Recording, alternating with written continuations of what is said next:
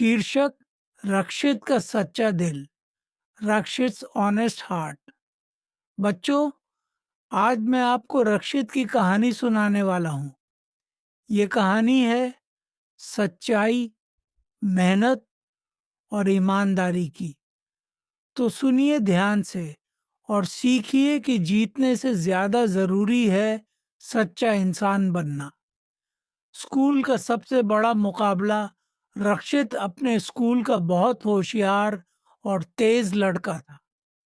पढ़ाई हो या खेल कूद, हर जगह उसका नाम लिया जाता था। एक दिन स्कूल में बड़ी दौड़ का आयोजन हुआ। इस दौड़ का विजेता स्कूल का सुपर चैंपियन कहलाता और उसे एक ट्रॉफी के साथ नया साइकिल मिलता। रक्षित के दोस्त बोले, इस बार तो तुम ही जीतोगे। लेकिन एक और बच्चा था, करण, जो हमेशा रक्षित से जलता था।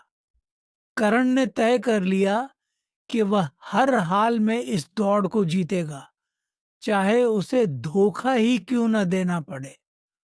दौड़ की तैयारी। दौड़ से एक दिन पहले करण ने चालाकी से रक्षित के जूते के फीते काट दिए।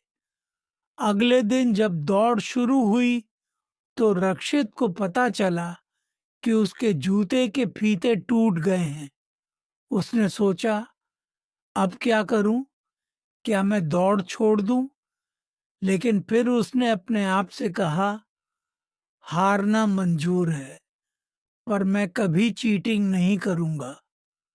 उसने टूटी फीते वाले जूते पहनकर ही दौड़ में भाग लिया। दौड़ का दिन। दौड़ शुरू हुई। रक्षित ने पूरे मन से दौड़ना शुरू किया। कर्ण पहले से तेज दौड़ रहा था, लेकिन थोड़ी ही देर में रक्षित ने देखा कि कर्ण ने शॉर्टकट लिया है और सीधे रेस का आखिरी हिस्सा पार कर लिया। सबको लगा कि कर्ण जीत गया, लेकिन रक्षित ने कुछ नहीं कहा। वह बस ईमानदारी से अपनी पूरी दौड़ खत्म करने में लगा रहा। सच्चाई का पल जैसे ही दौड़ खत्म हुई, करण ने खुशी से उछलते हुए कहा, मैं जीत गया, ये ट्रॉफी मेरी है। लेकिन तभी जज ने कहा, रुको, हमने सीसीटीवी कैमरे देखे हैं। करण, तुमने शॉर्टकट लिया और नियम तोड़े, इसलिए तुम्हें अयोग्य करार दिया जाता है। अब सबकी नजरें रक्षित पर थीं। जज ने पूछा, रक्षित, तुम्हें पता था कि करण ने चीटिंग की है, फिर तुमने कुछ क्यों नहीं कहा?